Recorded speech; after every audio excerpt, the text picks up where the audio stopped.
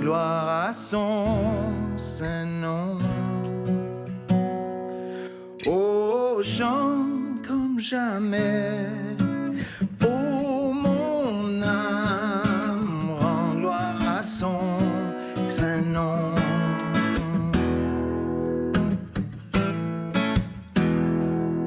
Voici l'aube d'un nouveau jour. Pour toi un chant doit s'élever devant ce qui m'attend et ce qui pourrait arriver. Qu'à la fin du jour je te chante encore.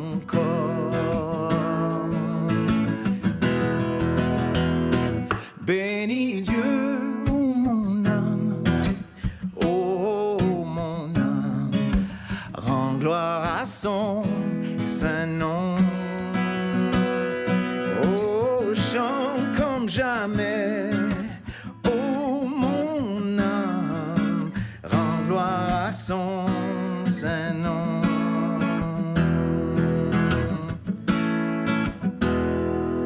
Riche en bonté et lent à la colère, ton nom est grand et ton cœur est bon.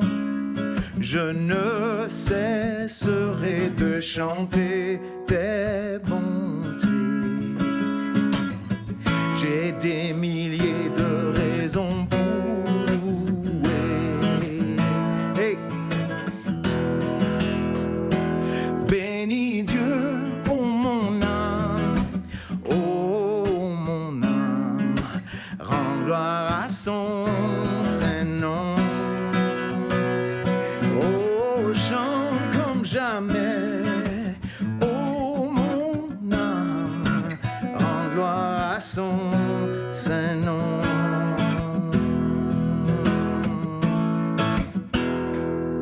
Un jour viendra, je n'aurai plus de force. Mon heure venue, la fin sonnera.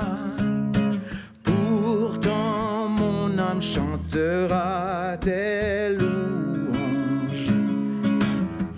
Pendant des milliers d'années, oui, sans fin.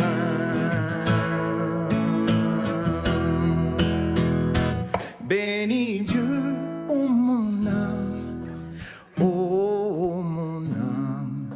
rends gloire à son saint nom.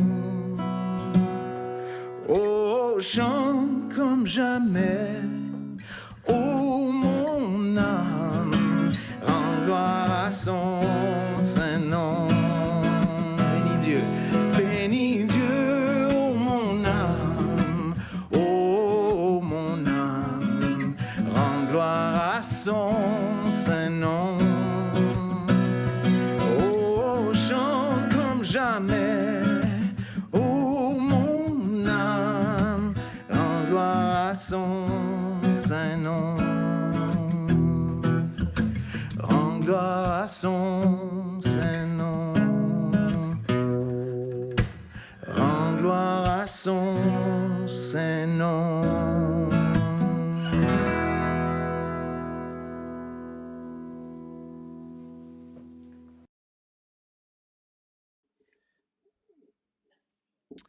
Bon matin. Ce matin, on va toucher on poursuit notre série avec de la loi à la grâce. J'aurais bien voulu donner le titre que la plupart des livres qui font les commentaires d'Hébreux, mais il y avait toujours le nom Melchisédek dans les titres. Et parfois, lorsqu'on voit juste le titre, on se demande que c'est ça, cette langue-là, surtout lorsqu'on n'est pas habitué avec certains personnages. Mais on trouve dans la Bible, justement, plusieurs personnages par lesquels Dieu accomplit son plan de rédemption. Le plan de rédemption de Dieu, c'est le plan, on pourrait dire en d'autres mots, le plan du salut, le plan que Dieu, au travers de l'histoire de l'humanité, a pour nous présenter son salut. Et au travers des millénaires, on sait que Dieu a utilisé plusieurs personnages qui soit biblique ou non, que ce soit en dehors de l'histoire biblique. Dieu utilise aussi des personnages pour son plan de rédemption. C'est-à-dire que si vous êtes ici ce matin ou par les ondes virtuelles, ben il y a quelqu'un quelque part qui vous a parlé de Dieu, qui vous a présenté ce message-là, le message du salut de Dieu. Et Dieu utilise des personnages comme ça. Certains nous sont bien connus, mais d'autres moins. Et ce matin, on va regarder un personnage toujours dans notre série de la lettre aux Hébreux, de l'Épître aux Hébreux. Jésus est plus que tout. Ce matin, on va toucher au chapitre 7 un homme un peu mystérieux. Et cet homme-là que Dieu a utilisé, c'était pour démontrer qu'en Jésus-Christ, on a maintenant une façon bien meilleure et parfaite de nous approcher de Dieu au travers de la nouvelle alliance, plutôt que de rester attaché à l'ancienne alliance. Dans certains mots, on pourrait dire une nouvelle ordre. Mais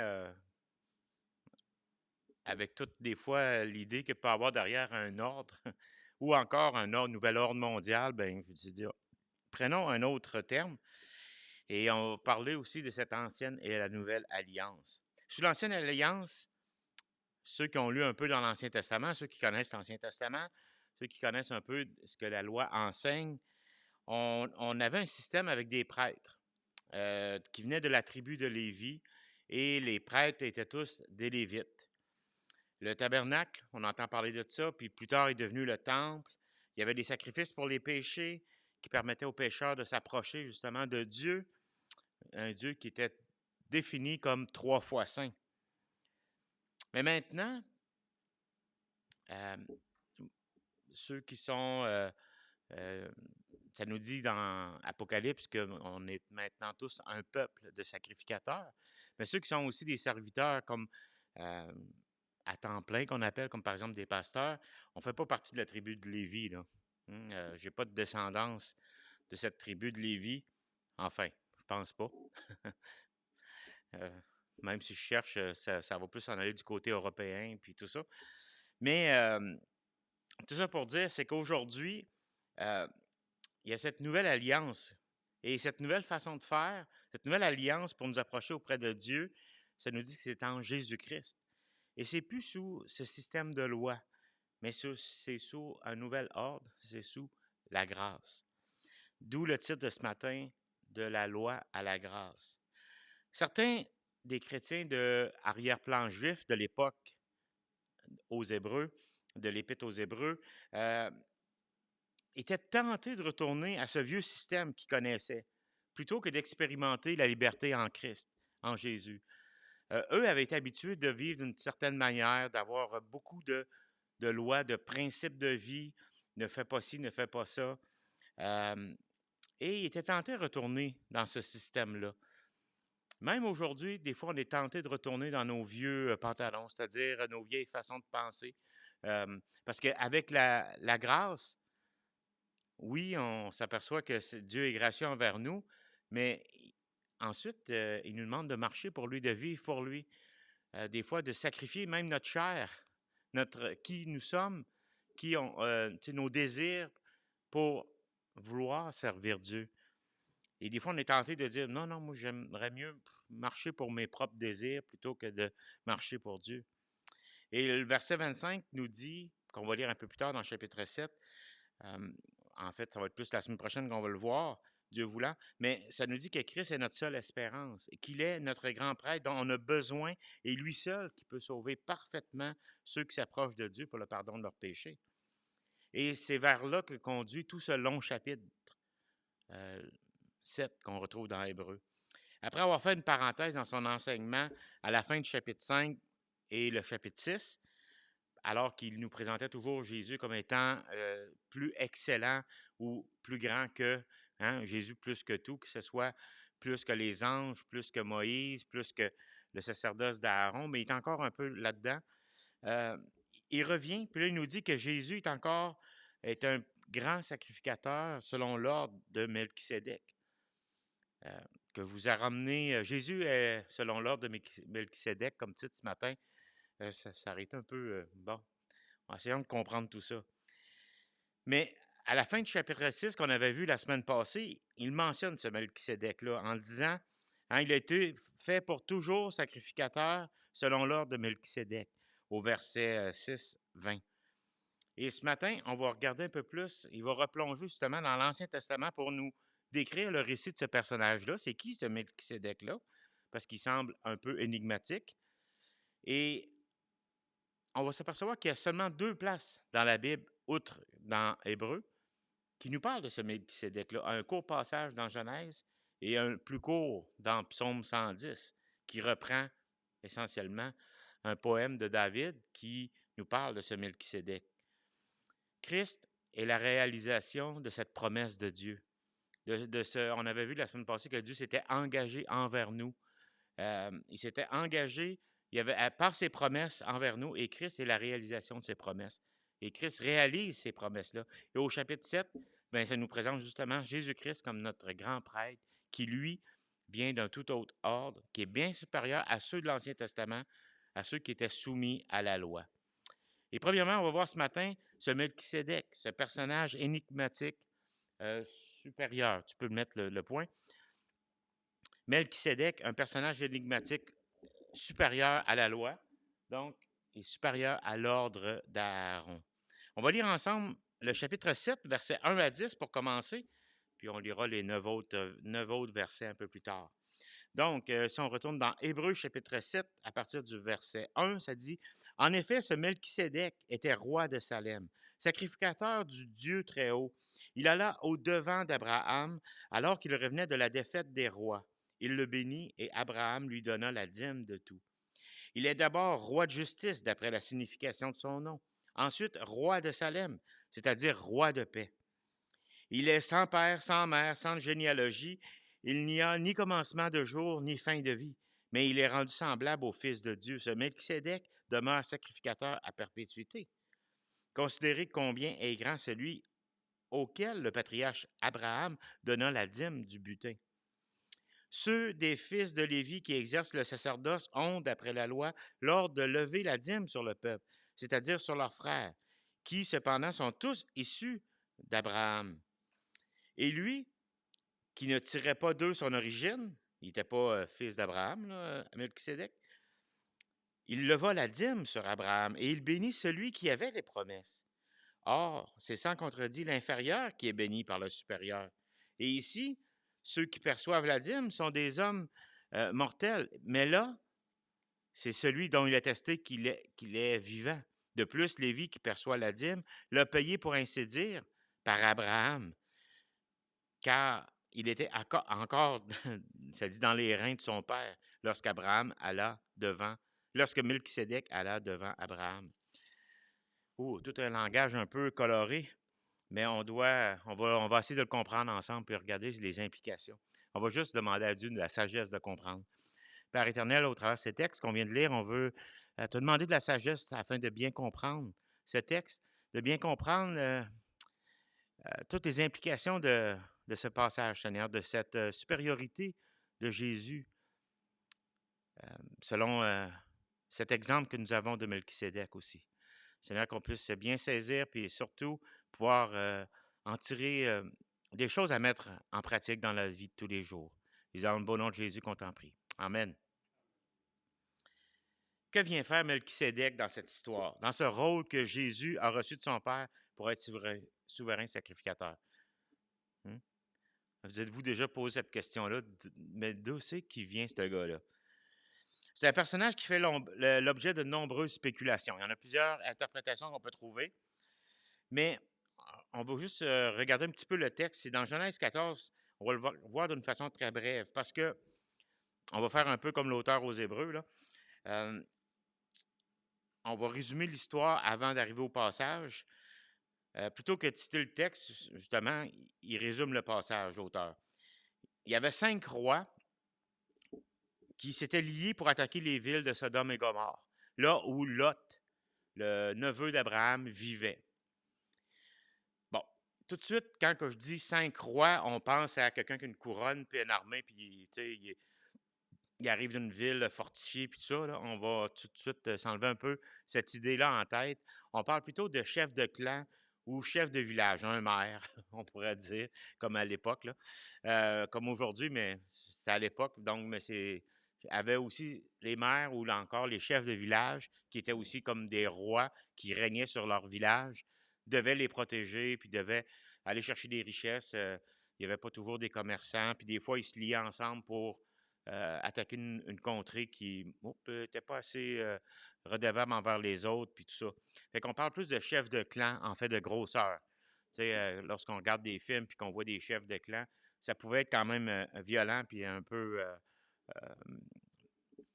on va le dire comme ça, le barbare comme situation. Mais on parle pas nécessairement de rois avec des couronnes puis qui arrivent avec des armées de milliers de personnages, là. On n'est pas là du tout. Mais il y avait 5 chefs de village ou de petites villes, 5 rois qui sont liés pour attaquer la ville de Sodome et Gomorrhe.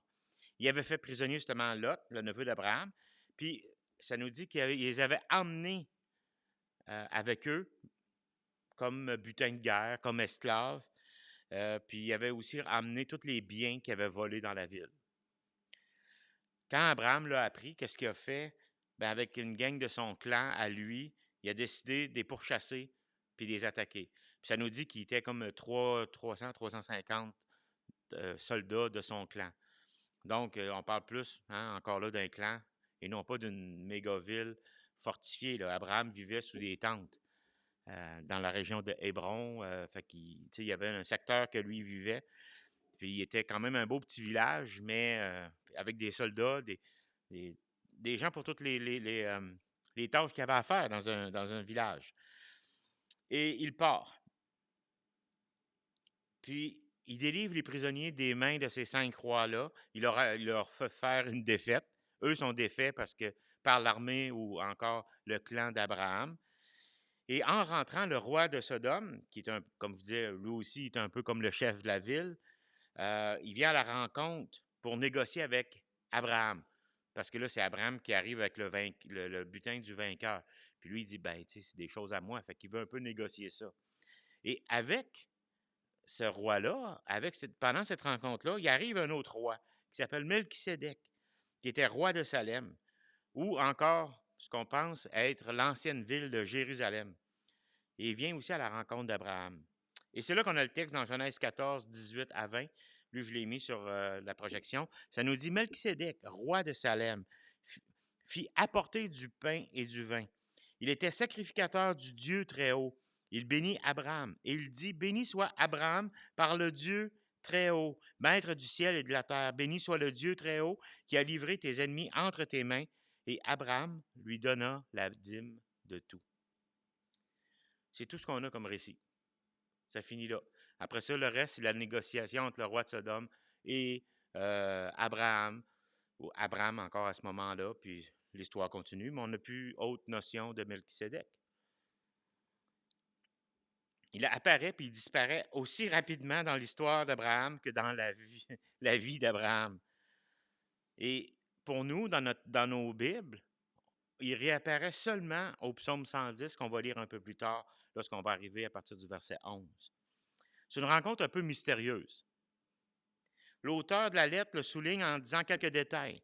Dans l'hébreu, il nous rajoute des détails. Il nous dit qu'il est à la fois roi et prêtre.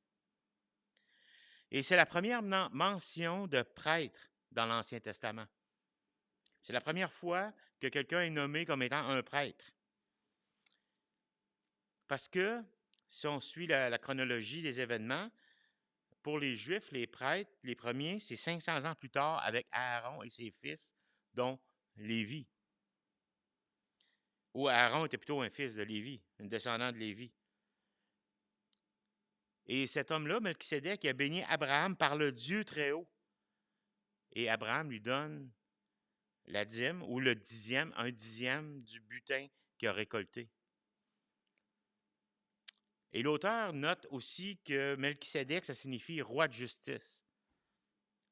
Et roi de Salem, qui signifie en hébreu shalom, donc roi de paix également. Il était roi de justice, roi de paix. Selon la loi de Moïse, qui est arrivée quand même plus tard que ça, un roi ne pouvait pas être prêtre, puis un prêtre ne pouvait pas être roi. On a l'exemple, entre autres, de Saül qui a essayé de faire des sacrifices, puis c'était pas sa job, puis ça lui a coûté pas mal. Lui, il avait les deux fonctions. Il était roi de justice, roi de paix et aussi sacrificateur. Des titres qui font penser à un autre personnage. Qui est le roi de justice? Qui est le roi de paix? Qui est pour nous le grand sacrificateur? C'est Jésus-Christ lui-même. Je ne suis pas en train de dire que Melchisédek, on va le voir, là, mais comme il est mentionné au verset 3 de notre récit, ça nous parle de Genèse, il n'y a aucune mention n'est faite du nom du père ou de la mère, ou même de la généalogie de Melchisédek. C'est assez inusité, parce que lorsqu'on parle de personnages importants dans la Bible, ceux qui vont avoir un rôle, entre autres, dans le plan de Dieu, souvent, tu sais, David, on a toute sa généalogie, Jésus, on a sa généalogie, on a des fois des personnages qui étaient fils d'un tel et d'un tel, et ils venaient de tel endroit. Il y avait tout le temps cette notion-là pour montrer que ces personnages-là étaient vivants, avaient vécu, puis on était capable d'y retracer dans l'histoire. Melchisédek, il n'y a rien de ça. On ne sait pas d'où il vient. Ben, d'où il vient, je veux dire, en tant que père et mère. On ne sait pas quand est-ce qu'il est né, quand est-ce qu'il est mort. On ne sait rien de ça. Et ça n'insinue pas, ça ne veut pas dire que Melchisédek était éternel. Ou encore qu'il s'agit d'une apparition de Jésus dans l'Ancien Testament. Il y a quelques commentateurs qui disaient, ah, ben ça, c'est une personne, c'est Jésus qui est apparu dans l'Ancien Testament. C'est comme si Jésus, tout d'un coup, serait apparu comme un roi, avec un royaume, puis à un moment donné, il disparaît. Tu sais, c'est comme ça ne fit pas dans l'histoire, là, déjà là en partant. Mais ça signifie plutôt que cet homme-là n'avait pas d'ancêtre connu et qu'on ignore le moment de sa naissance et de sa mort. Et à cause de ça, il n'était pas sacrificateur à cause de sa lignée, mais il était sacrificateur, il était roi parce qu'il avait été éventuellement placé là par Dieu. Sa prêtrise unique n'exigeait pas qu'il y avait des ancêtres ou des descendants qualifiés. Il ne devait pas devenir d'une telle tribu, par exemple. Comme les Lévites, pour être un Lévite, il fallait que tu viennes de la tribu de Lévi. Et les rois, eux, ils venaient de quelle tribu? Je ne sais pas s'il y en a qui se souviennent, une question piège. Juda. C'est pour ça que les rois ne pouvaient pas être Lévites, puis les Lévites ne pouvaient pas être rois, parce qu'ils ne venaient pas des mêmes tribus dans le côté juif de la chose. Il ressemble à quelqu'un de très important. On appelle ça une typologie ou un type, un exemple ou une personnification là, comme par exemple on a Abraham avec Isaac quand il offre Isaac en sacrifice. Mais Isaac est aussi, il y a un agneau qui arrive, puis tout ça, il y a toute une histoire, un bouc, mais Isaac est aussi une personnification de Christ. Il y a plusieurs choses quand on dit personnification, c'est de la typologie. C'est un exemple, comme il est écrit dans Corinthiens, un exemple des choses à venir, ou l'ombre des choses à venir. Le peuple, souvent, est aussi un type de l'Église. C'est-à-dire, le peuple, oui, il a été choisi par Dieu, puis le peuple juif, il a une signification grande pour Dieu. Parce qu'il les a choisis, non pas parce qu'ils sont les plus grands des peuples, non, ça dit c'est le moindre de tous les peuples, mais Dieu les a aimés. Mais c'est aussi ce qu'il a fait avec l'Église. L'Église, il ne nous a pas choisis, nous, parce qu'on est plus grand que tout le monde, mais il nous a choisis par sa grâce. Comme Abraham, cet homme-là, Melchisédek, il croit en un seul Dieu. Des fois, on a l'impression, lorsqu'on lit le récit, qu'il y avait juste Abraham à ce moment-là on ne dira pas chrétien parce que ça n'existait pas encore, là, mais il y avait juste Abraham de croyant en Dieu. D'ailleurs, il est appelé Père de la foi. Mais si on donne d'autres exemples, on peut penser à Job. Job qui est probablement contemporain d'Abraham. Parce que Job fait des sacrifices, mais il ne va pas dans un temple pour les faire. Donc, c'est avant l'arrivée du temple. C'est avant l'arrivée de ces choses-là. Puis Job offre lui-même des sacrifices pour ses enfants. Puis il croit en un seul Dieu. Mais ce qu'il connaît de Dieu est limité parce que Dieu se révèle au travers le temps. Au travers, je veux dire, au tout début, on en connaissait moins sur Dieu qu'on peut en connaître aujourd'hui parce que la révélation, elle a été accomplie en Christ. Elle a été parfaite en Christ. Et c'est ce qu'on a vu dans Hébreux 1.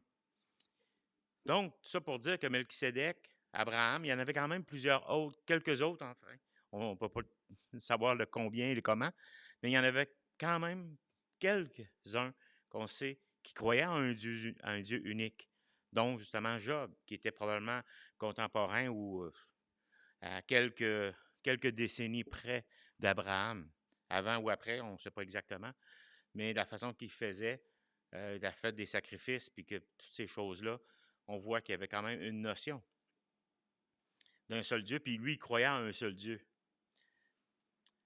C'est comme si Dieu, par le récit de Melchisédek, tôt dans la Genèse, nous donnait un avant-goût, un type, justement, une projection de quelqu'un qui va être plus grand à venir dans l'histoire du plan de rédemption de Dieu. L'histoire humaine est remplie de personnages qui sont avant leur temps. On appelle ça des précurseurs. Et là, je ne parle pas nécessairement du point de vue biblique, mais par exemple, on peut penser à des musiciens, à des scientifiques, à des inventeurs. Tu sais, Léonard de Vinci a avancé des choses, il a fait des percées, Galilée, tu sais, toutes ces grandes découvertes-là, faites par certains hommes, a permis à d'autres, tu sais, c'est des précurseurs, même dans le niveau de la musique. Il y a des courants musicaux qui ont été travaillés, retravaillés, puis il y a des groupes ou des gens qui ont été des précurseurs, qu'on aime ou qu'on n'aime pas le type de musique, c'est pas ça le point, ou qu'on aime ou qu'on n'aime pas l'invention de l'inventeur, c'est une autre histoire. Mais tout ça pour dire c'est qu'il y a des gens qui sont précurseurs dans leur domaine puis qui permettent à d'autres d'aller encore plus loin. Mais s'il n'y avait pas été de précurseurs, comment ça serait difficile? On peut juste à penser pour l'histoire des droits des Noirs, des droits civiques. Rosa Parks, qui a refusé d'aller dans la section réservée et de se tenir debout à l'arrière d'un autobus. On va dire à quoi? Elle n'a pas voulu se lever. C'était beaucoup. C'était une précurseur dans son domaine. Puis ça lui a valu... en tout cas, cette journée-là, ça n'a pas été facile pour elle. Mais après ça, tranquillement, les consciences se sont éveillées, puis chaque être humain est un être humain. On a tous la même valeur. Melchisédek en est un en quelque sorte. Il était quelqu'un un peu un précurseur de Jésus, du ministère de Jésus. Il était là pour montrer, un peu comme Jean-Baptiste quand il est venu, il était là pour paver paver la voie, dire qu'il va venir quelqu'un après moi encore plus grand. Je suis même pas digne de défaire ses souliers.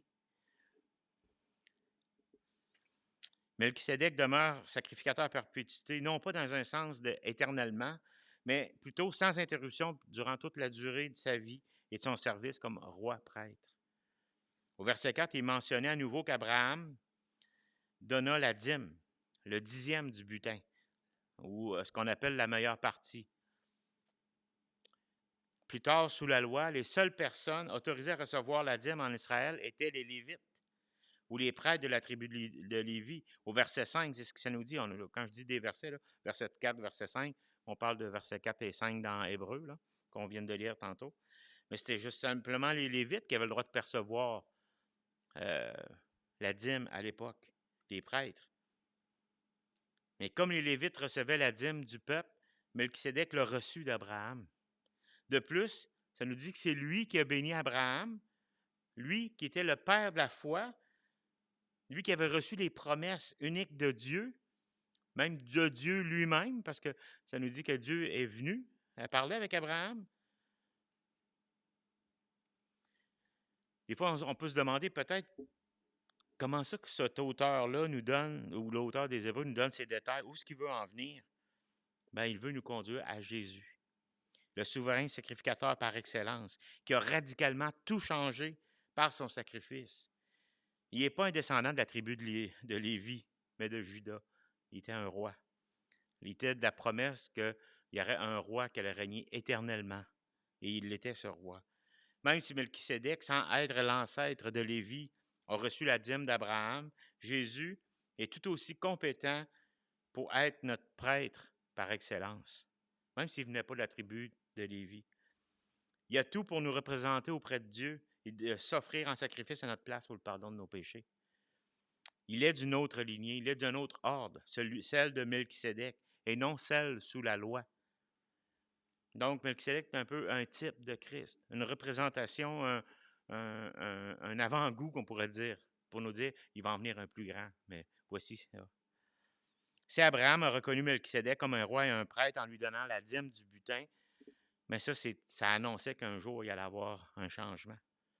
un autre sacrificateur apparaîtrait non pas dans la lignée d'Aaron puis de Lévi, qui était le fils enfin, Aaron qui était un des fils de Lévi, de la descendance de Lévi, mais bien de celle de Melchisédek. Si la prêtrise change, tout le système change. Abraham, étant béni par Melchisédek, démontre la grandeur de ce dernier. Au verset 8 de Hébreux 7, on a une déclaration surprenante. Il atteste que cet homme-là est vivant. Pas dans le sens qu'il est éternel, comme je disais tantôt, mais qui est sans généalogie connue. C'est un peu comme s'il était en dehors du temps.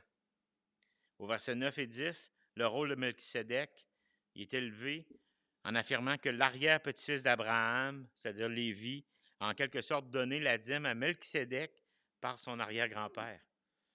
C'est ces concepts-là que l'auteur aux Hébreux essaie de nous dire.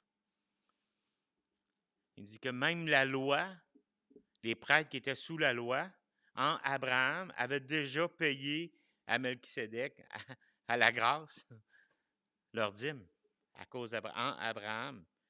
Donc, ce personnage énigmatique nous prépare à la venue d'un plus grand sacrificateur qui ne sera pas soumis à la loi, mais qui a accompli la loi, qui est plus grand que la loi, qui est l'auteur de la loi, mais celui qui l'a accompli.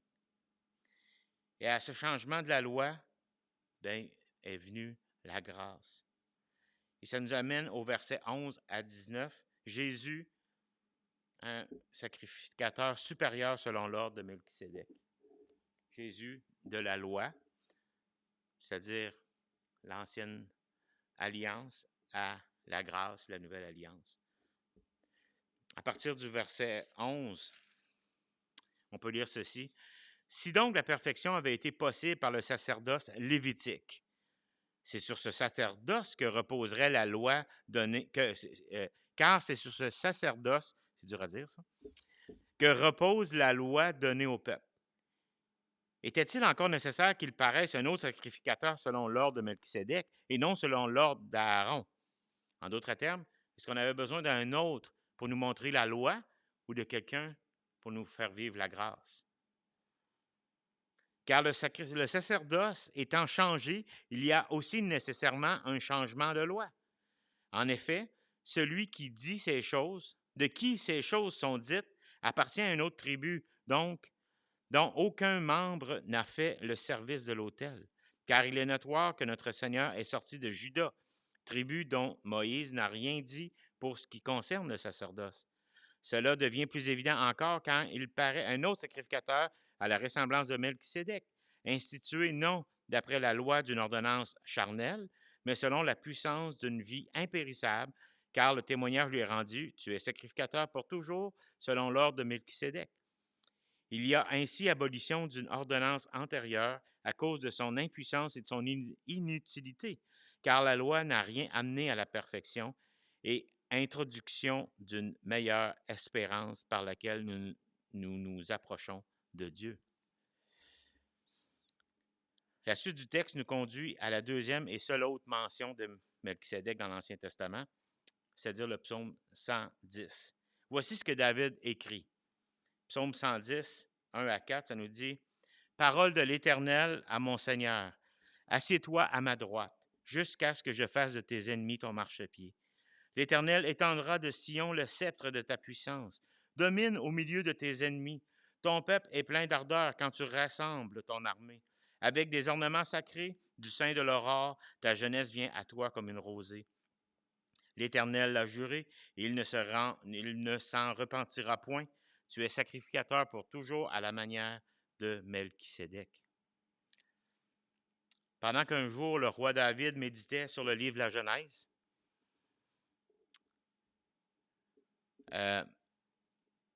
il s'est peut-être rappelé que son prédécesseur, Saül, avait tenté de jouer au prêtre en tant que roi, mais il avait tout perdu. Hein? C'est bien qu'il avait perdu le droit de continuer à être roi, c'est-à-dire que ce ne serait pas sa lignée qui demeurait roi, mais ce serait un autre. Il a été inspiré par l'Esprit de Dieu pour écrire de telles paroles. David devait s'imaginer qu'un jour, il y a un autre grand prêtre qui viendrait. qui serait roi, nommé par Dieu lui-même par un serment, un nouvel ordre, dont le signe ça serait le signe d'un changement radical. Et c'est de cette manière que l'auteur de la lettre l'interprète lui aussi. L'auteur aux Hébreux, c'est de même qu'il l'interprète. Il voit un peu comme la trajectoire dans la réalisation du plan de Dieu. Tu as Melchisédek qui nous présente un jour la grâce. Mais le péché est là pour te montrer, la loi est là pour te montrer le péché. La loi, si on pouvait atteindre la loi, c'est ce que le texte nous dit, si on pouvait atteindre la perfection par la loi, elle serait bonne, mais c'est inutile. C'est de même que ça nous parle de la loi, c'est inefficace et inutile. Il n'y a personne qui peut atteindre la perfection par la loi. Et le plan de Dieu, c'est de nous ramener à cette grâce qui, dès le début, voulait pour nous. Le grand prêtre, selon la lignée de Melchisédek, est de loin supérieur à tous les prêtres de la lignée d'Aaron et de Lévi. Le sacerdoce ou la prêtrise sur laquelle repose tout le système de sacrifice de l'ancienne alliance n'a jamais conduit quelqu'un à la perfection. Il n'y a pas personne qui a atteint la perfection exigée par la loi afin qu'on ait accès auprès de Dieu. Par des sacrifices d'animaux, ça ne réglait pas le problème du péché, ni ceux de la culpabilité, ni ceux de la honte du pécheur. Il était temporaire, d'où le nom d'Ancienne Alliance, et il a été remplacé par une nouvelle. Et ça, on va voir ça au chapitre 8. Elle était provisoire et préparatoire. Tout cela pointait vers une meilleure alliance, dans laquelle se trouve un pardon définitif, puis une relation personnelle avec Dieu au verset 19. C'est ce que ça nous dit. La fin du verset. Car la loi n'a rien amené à la perfection et introduction d'une espérance meilleure par laquelle nous nous approchons de Dieu. Ça nous parle vraiment de cette relation avec Dieu. Un changement de sacerdoce, de prêtre et de loi s'imposait. Le sacrifice de Christ à la croix a réglé le problème du péché d'une manière que les sacrifices d'animaux sous la loi de Moïse étaient incapables de faire. Cette loi a été donnée 500 ans après la rencontre entre Abraham et Melchisédek. Incroyable. Comme Paul l'explique longuement dans Galates et dans Romains, Galates est un peu une épître courte de Romains. Elle résume Romains un peu en quelque sorte. Le texte, la théologie, les doctrines qu'on voit dans Romains, souvent sont comme un petit peu plus résumées dans Galates. Mais ça nous dit que la loi ne fait que démontrer l'impossibilité pour un être humain d'obéir parfaitement à Dieu. Et ça met en lumière le péché en nous. La loi n'a pas été donnée pour racheter, mais pour révéler le péché. Ainsi, Jésus est devenu le grand prêtre par excellence par la puissance de sa vie. Parce que même dans le temps de la loi, c'était par la foi que les gens s'appuyaient sur les promesses de Dieu. Hébreux 11, on va tout voir, tous ceux qui ont vécu sous la loi, tout en démontrant que c'était par la foi qu'il avait espérance en promesse de Dieu. Mais Jésus est ressuscité. Il est monté au ciel puis il intercède pour nous à la droite du Père. Il possède une prêtrise éternelle. Il est souverain sacrificateur pour toujours, selon cette lignée de Melchisédek, et non celle d'Aaron qui exige sacrifice d'après la loi. Et c'est pour ça qu'il rajoute au verset 18 et 19 que l'ordonnance antérieure, les sacrifices de l'ancienne alliance ont été supprimés. Supprimés, mais dans le sens de accomplis en Christ. Christ n'est pas venu pour abolir la loi, mais il est venu pour l'accomplir. Lui a été parfait jusqu'à la fin.